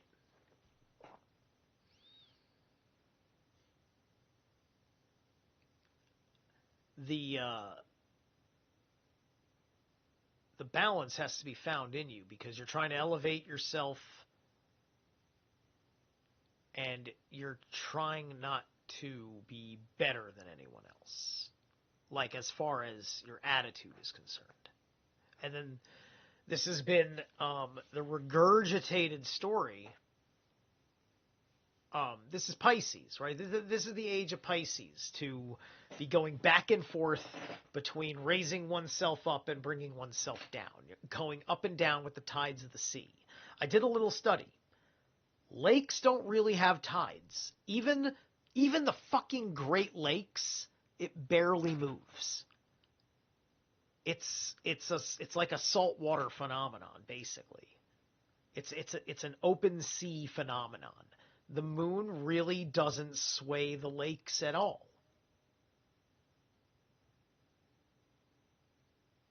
This is a tell about things about how our realm works.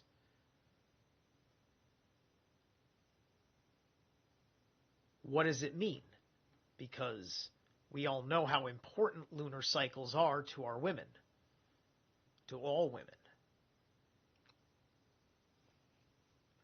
And we keep talking about the moon's influence on us. And guess what? We're what, 70% water or whatever? We've got salt in us too. We are saline. We are salt water. So, it's the salt and the water. But anyway, it's probably way more things than that. But you get my point. For it was at seed time that the crowds had wasted 7 weeks in idleness. So at last he got them together and said, "It is better for me to take the risk. With God's help I shall convince Caesar, and we can all breathe again. If he is exacerbated, I will gladly give my life to save so many." Then he dismissed the throng, who offered many prayers on his behalf, withdrew the army from Ptolemy, and returned to Antioch. From there, he at once sent a dispatch to Caesar, informing him of his invasion of Judea and the appeals of the nation, and adding that unless he wished to destroy both the men and the land they tilled. He must let them keep their law and withdraw his instructions. To this dispatch, Gaius replied in no gentle terms, threatening Petronius with death for his slowness in carrying out his orders. But as it happened, the messengers who carried this reply were held up for 3 months by storms at sea, while others who brought news of Gaius's death had a good voyage, so that Petronius received intimation of this event 4 weeks earlier than the denunciation of himself. When, after a reign of 3 years, 8 months, Gaius was treacherously murdered, the armies in Rome forced the empire on Claudius. The Senate, however, on the motion of the consuls Sextus Saturninus and Pomponius Secundus, ordered the 3 remaining cohorts to protect the city and assemble in the capital, where, in view of the savagery of Gaius, they voted to take military action against Claudius. They resolved to restore the aristocracy that had ruled the country in olden days, or else to choose by vote a man worthy to be emperor. Okay, so there was a plot, and this emperor who was on this ego trip was killed anyway. Lucky for them. As it happened that Agrippa was then on a visit to Rome, the Senate sent and invited him to discuss the situation with them. And at the same time, Claudius summoned him to his camp to assist him as occasion arose. Realizing that he was virtually Caesar already, Agrippa went to Claudius, who dispatched him as ambassador to the Senate to explain his intentions. In the first place, his hand had been forced by the soldiers, but he felt that to disregard their enthusiasm would be unfair, and to disregard his own future most unsafe, for the fact that he had been summoned to the imperial throne placed him in great danger. He added that he would carry on the government like a good popular leader, not like a dictator, for he was satisfied with the honor of the imperial title, and on every matter at issue he would follow the wishes of the people. Indeed, if he had not been a moderate man by inclination, he would have had a sufficient inducement to self-restraint in Gaius's death. This message was delivered by Agrippa. The Senate answered that they relied on the army and on wise counsel, and would not voluntarily submit to slavery.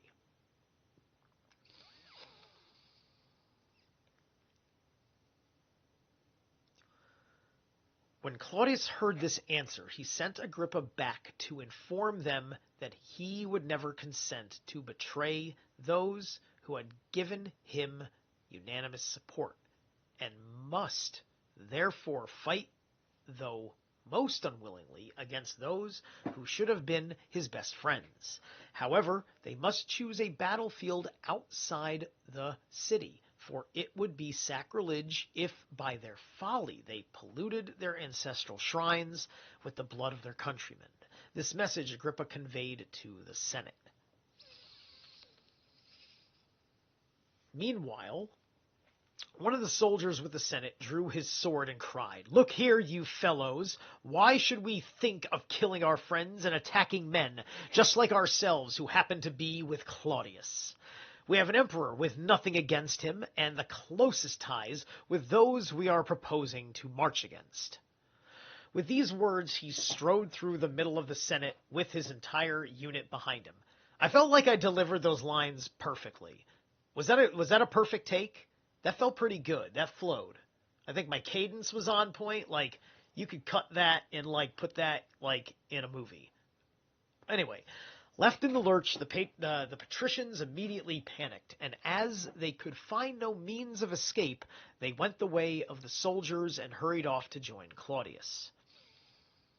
But before the walls, they were met by the naked swords of those who had been quicker than they to back the winning side, and the men who led the way might have been in danger before Claudius was aware of the soldiers' violent intentions, had not Agrippa run to him and shown him how dangerous the situation was, pointing out that unless he restrained the violence of his men, who were furious with the patricians, he would lose the very people who could make his reign glorious, and find himself ruler of a desert. Thank you, Creativity. And Parsons. And what's up, Timony?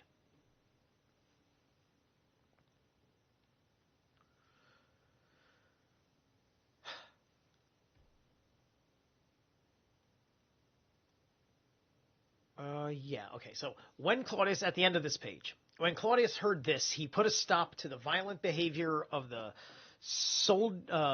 soldiery and received the Senate into the camp, making them welcome and then immediately going out with them to present to God thank offerings for his accession. On Agrippa, he at once bestowed the entire kingdom of his forebears, adding the outer districts given by Augustus to Herod, Trachonitis and Auranitis, and also another kingdom called that of Licinius. Is this where we get the word licentious? But anyway, the people he informed of this bestowal by an edict. The magistrates he ordered to engrave the award on bronze tablets to be set up in the capital.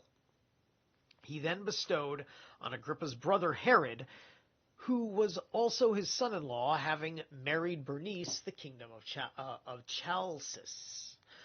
From such wide dominions, wealth poured into Agrippa's treasury, which he very quickly emptied, for he began to surround Jerusalem with fortifications so huge that they been finished.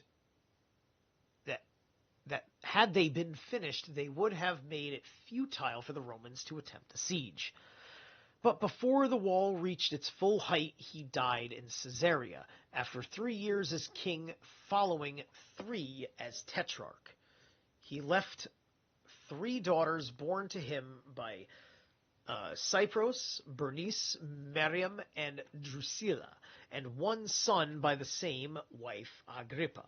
As Agrippa was quite a child, Claudius brought the kingdom under direct rule again, dispatching as procurator Cuspius, Fadus, followed by Tiberius Alexander. These 2 left native customs severely alone and kept the nations at peace. Often considered to be the right move of a good leader, right? Every time in history it says, well, he left the people to do their thing and had this basic agreement, involved perhaps a little bit of fair money, and then everything worked. And everything fucking worked. That's the idea. That was the whole idea behind the 10th Amendment of our Constitution. After this, Herod, king of Chalcis, died, leaving 2 sons, children of his niece Bernice, Bernicianus and Hyrcanus, and 1 son, the child of his former wife Miriam, Aristobulus. A 3rd brother, Aristobulus, a private citizen, also died, leaving a daughter, Jotape. The 3 brothers, as I said before, were sons of Aristobulus and grandsons of Herod. Aristobulus and Alexander were born to Herod by Miriam and put to death by their father. Alexander's descendants established a dynasty in Greater Armenia. Okay, we're going to pause here, and I'll read this passage into the next page after this break, in which I am going to play for you guys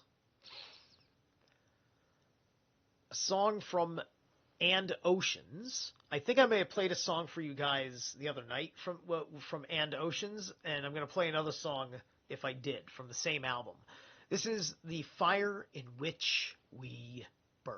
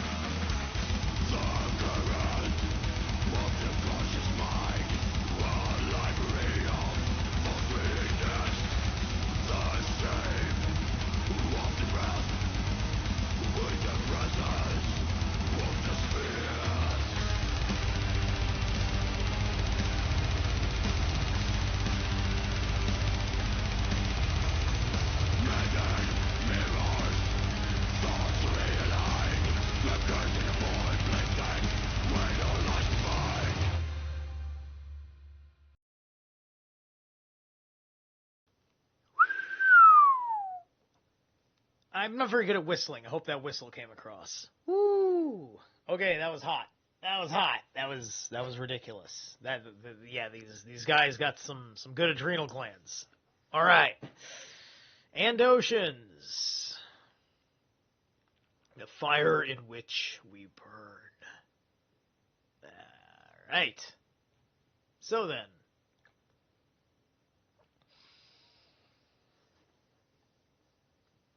After the death of Herod, king of Chalcis, Claudius gave the throne to his nephew Agrippa, son of the first Agrippa. In the other districts, which were under direct rule, the procurator Alexander was succeeded by Cumanus, whose governorship was marked by disturbances and further disaster to the Jews.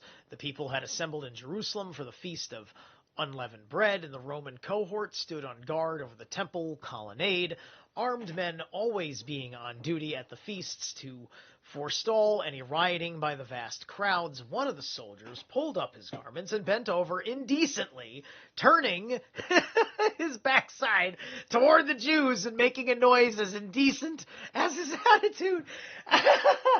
I love it. I like this guy. I want to buy him a drink. But anyway.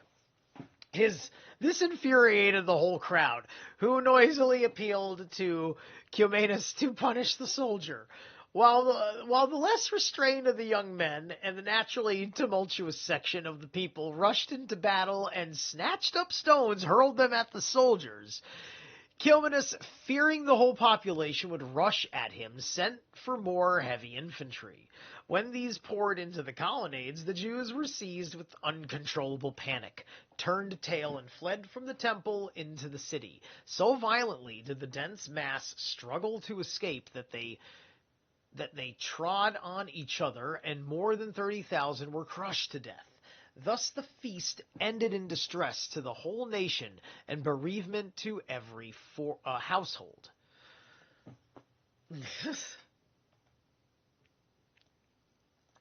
You see, back then, life was an interesting fucking thing. Like, outside of, like you guys, like, what did these people do when they weren't doing stuff in temple? When they weren't with their families, I would assume are they making their own food? They live in a city. A lot to do with a city here, right? So this is like city stuff.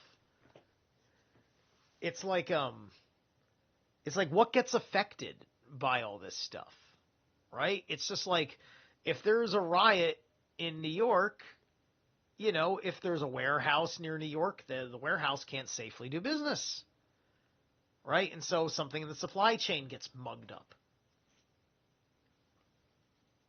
You get my illustrated point here. This disaster was followed by a further disturbance, the work of bandits on the Beth Horon High Road. Stephen. What? Oh, wait. On the Beth Horon High Road, Stephen, a slave of Caesar, was conveying some furniture when bandits swooped and seized the plunder. His name had to be Stephen, right? But he spells it with a PH, which means he's a bitch.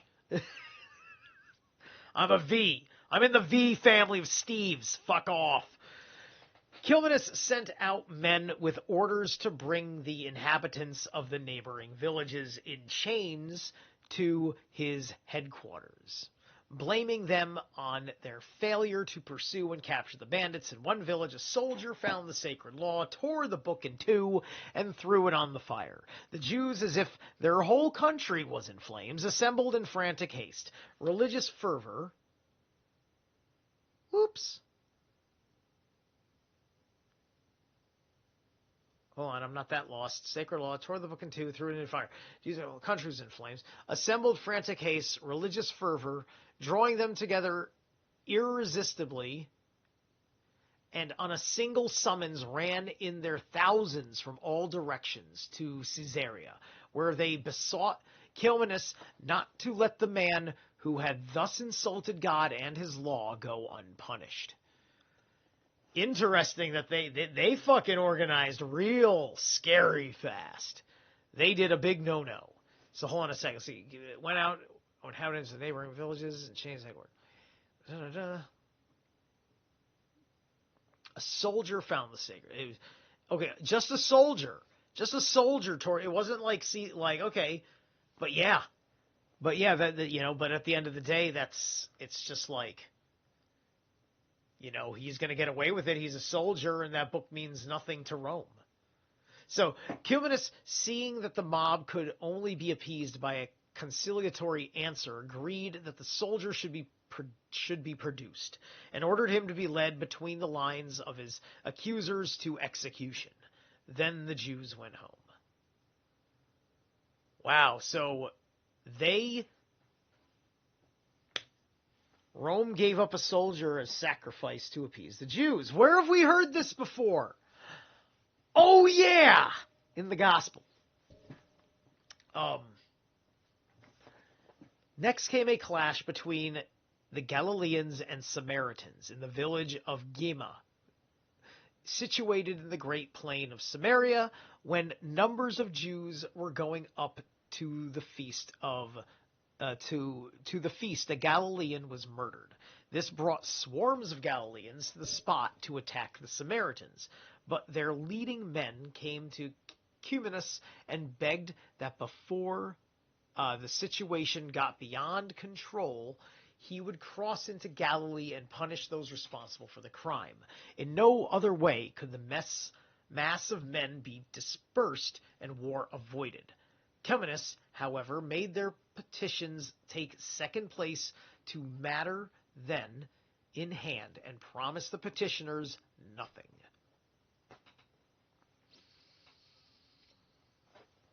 When news of the murder reached Jerusalem, the crowds were infuriated, and abandoning the feast, they instantly set out for Samaria without generals, paying no heed to the appeals of their magistrates.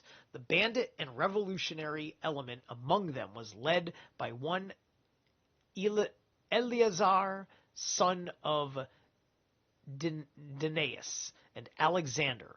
These men swooped on their neighbors in the toparchy of Acrabatin and slaughtered them, sparing neither infants nor the aged, and setting fire to the village. Cumanus, taking from Caesarea one troop of horse, called the Augustans, went to the rescue of those who were being plundered, and rounded up many of Eleazar's followers, killing still more.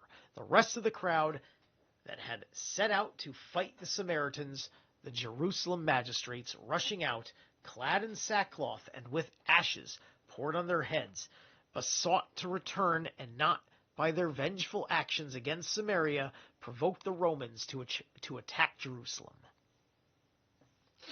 They must spare their country and the temple and their own wives and children, who, for the sake of avenging one Galilean, were all in danger of being destroyed. These appeals induced the Jews to disperse, but many turned to banditry, as there was no one to stop them, and all over the country plundering went on, and the bolder spirits rose in revolt. On the Samaritan side, the leading men went to Numidius Quadratus, legate of Syria, at Tyre, and demanded the punishment of those who had ravaged their land. On the other hand, prominent Jews, among them the high priest Jonathan, son of Ananus, son of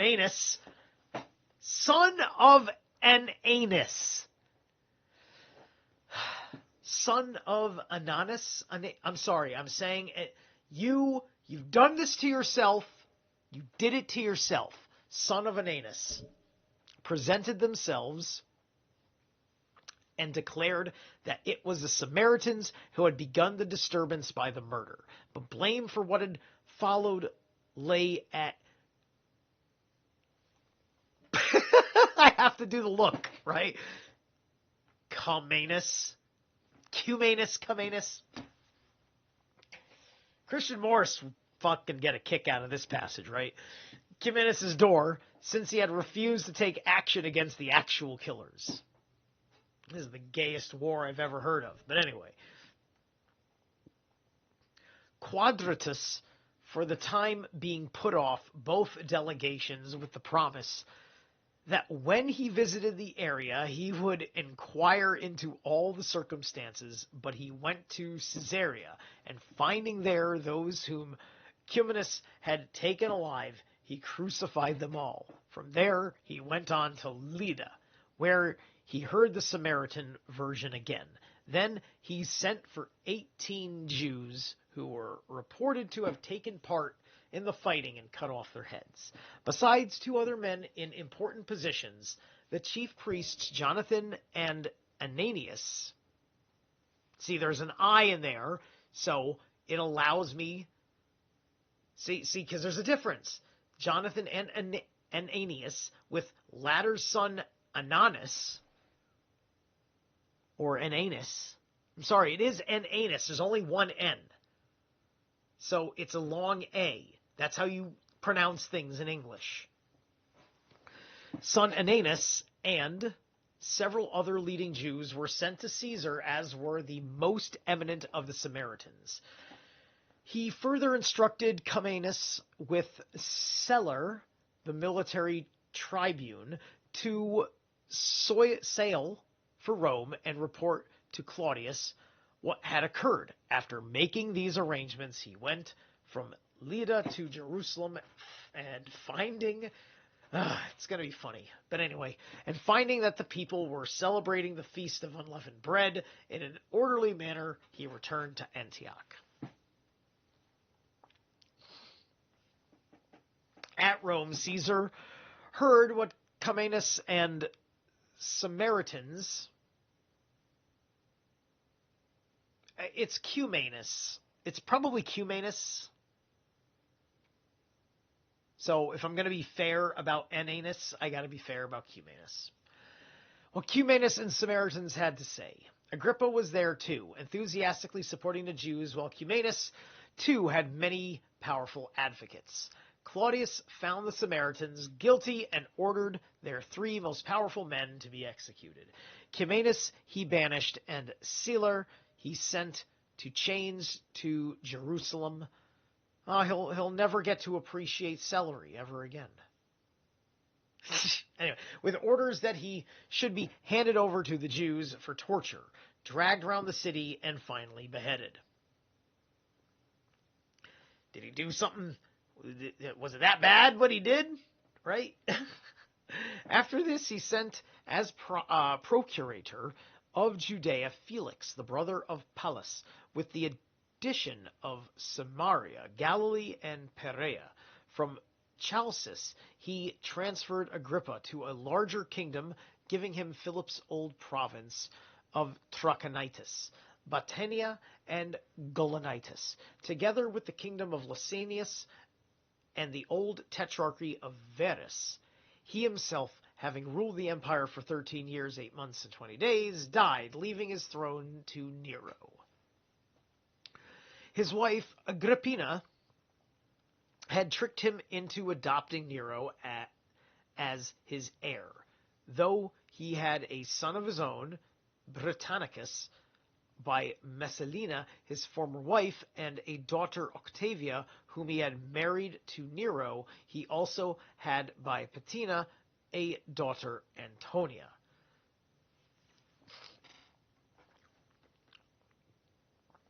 Through excess of prosperity and wealth, Nero lost his balance and abused his good fortune outrageously. He put to death in succession his brother, wife, and mother, turning his savage attention next to his most eminent subjects. The final degree of his madness landed him on the stage of a theater, but so many writers have recorded these things that I will pass over them and turn to what happened to the Jews in his time. Little Armenia Nero gave to Herod's son Aristobulus. I find it interesting that the word Armenia is in here, and we all know about the fucking Armenians. with the title of king, while to Agrippa's kingdom he added 4 cities with their toparchies, Abila and Julius in Pereira, Terce and Tiberius in Galilee. Tereshea, Tereshea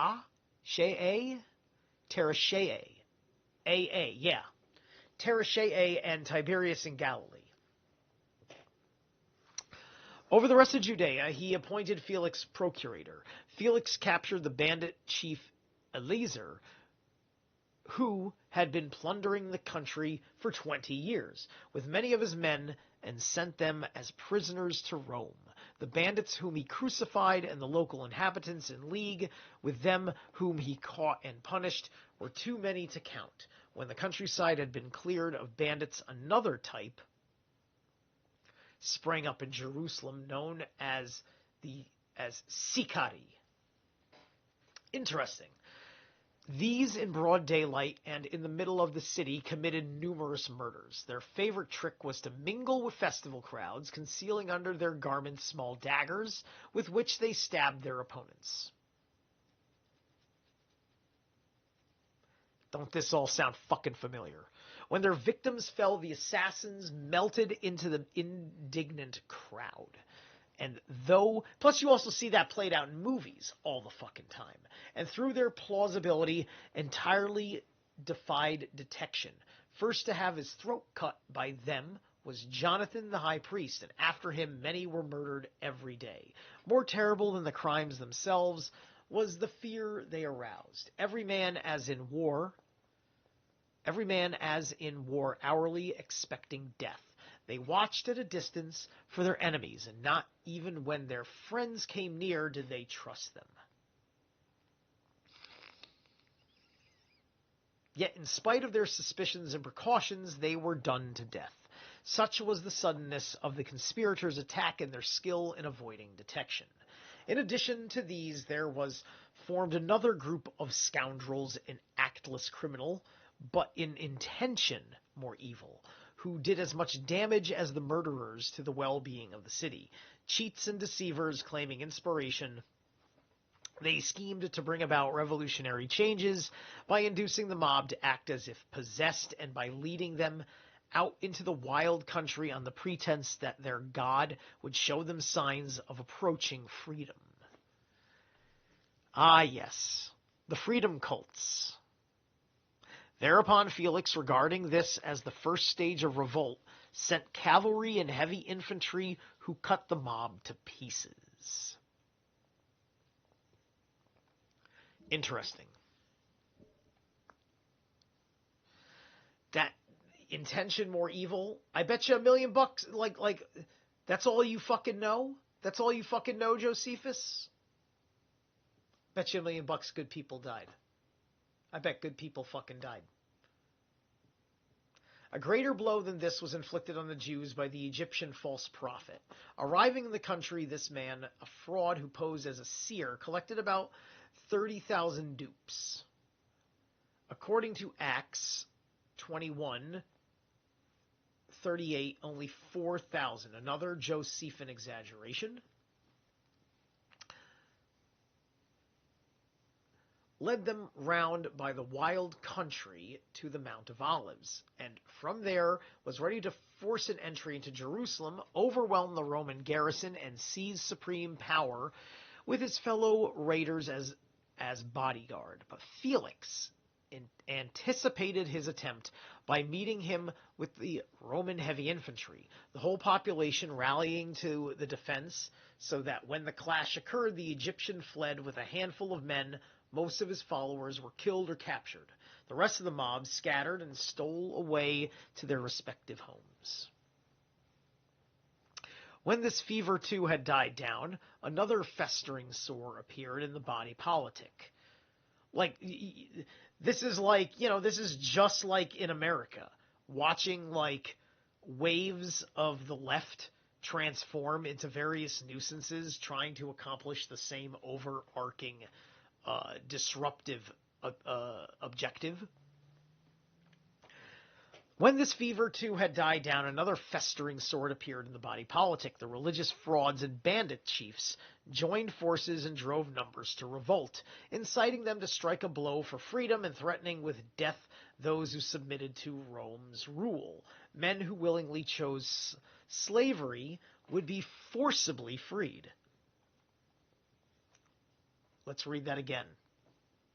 Men who willingly chose slavery would be forcibly freed. If you willingly chose slavery, it means you are still working out how to be your own fucking man. At that point, slavery is like adoption. That's a fucked up thing to do. That's like saying I can't be someone's employee. Then, splitting up into groups, they ranged over the countryside, plundering the houses of the well-to-do, killing the occupants, and setting fire to the villages, till their raging madness penetrated every corner of Judea. Day by day, the fighting blazed more fiercely. Another disturbance broke out round Caesarea, the Jewish settlers coming to blows with the Syrian inhabitants. The Jews claimed the city as their own on the ground that it had been built by a Jew. King Herod, the Syrians agreed that the founder was a Jew, but declared that the city belonged to the Greeks. Herod would not have set up statues and temples in it if he had meant it for the Jews. These were the arguments put forward by the two sides, and the dispute led to blows. The bolder spirits on both sides daily rushing forth to battle. All these guys are worrying about is how they think God thinks the kingdom ought to be. That's all that this is. There's no question that they should all be a kingdom under God. But they all hate the way each other sees the way God wants us to govern ourselves. Because all of this is about how do we govern ourselves under our God, free of Roman influence. And this was so important for the Romans to take that they Judaized the entire fucking empire to get it.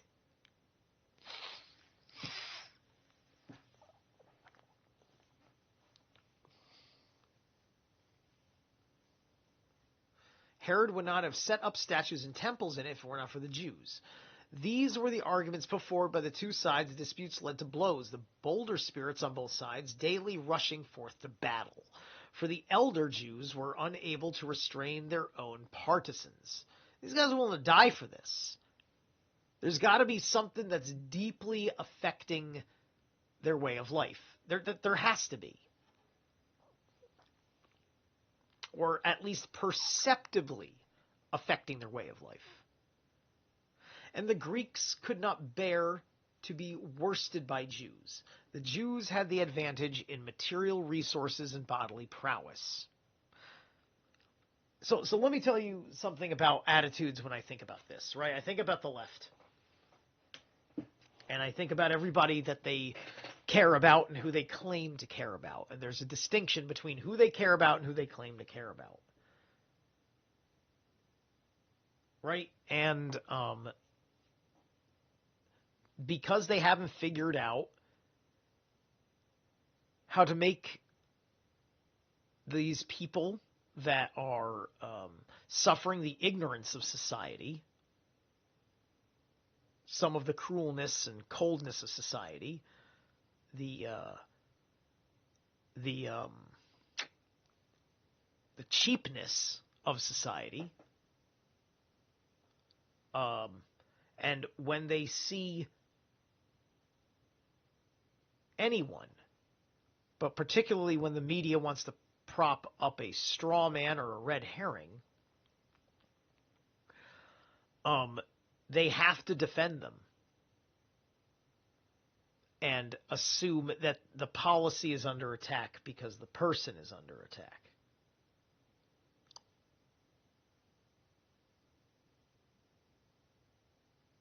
Or vice versa, if you understand what I mean, right? Because of the equivalency, because of what they pour into the straw man.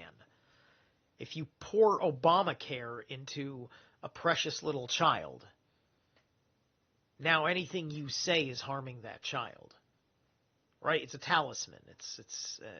And they're trying to curse you with it.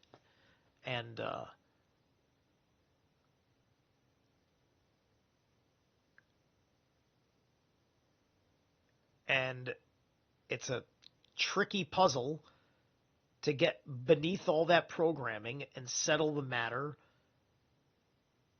on the prime materia. It's very tricky, and it can often fail, and you have to be wise enough to know that it can fail. You may not be the guy, but you may be in the situation, and then you're the one who's going to have to fight if it fails.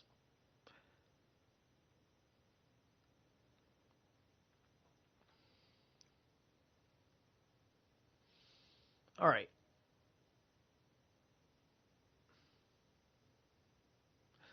These are the arguments put forward, put aside dispute to turn to blows. Right. The Jews had the advantage in material resources and bodily prowess. The Greeks enjoyed the help of the soldiers for the greater part of the Roman force that had been raised in Syria, and they were ready to help their own flesh and blood. The Roman perfects, anxious to quell the disturbance, constantly arrested the more pugnacious and punished them with whipping and imprisonment. However, the pains of those arrested failed to check or frighten the remainder, who plunged still more furiously into the rioting. One day the Jews were victorious, and Felix came into the forum and ordered them with threats to retire. When they refused, he sent his soldiers against them and killed a large number, whose property was promptly plundered. As, however, the rioting continued, he picked out the leading men of both communities and sent them as ambassadors to Nero to argue the merits of the case. And that is chapter 7. We will be reading chapter 8 next time, Florus and Agrippa.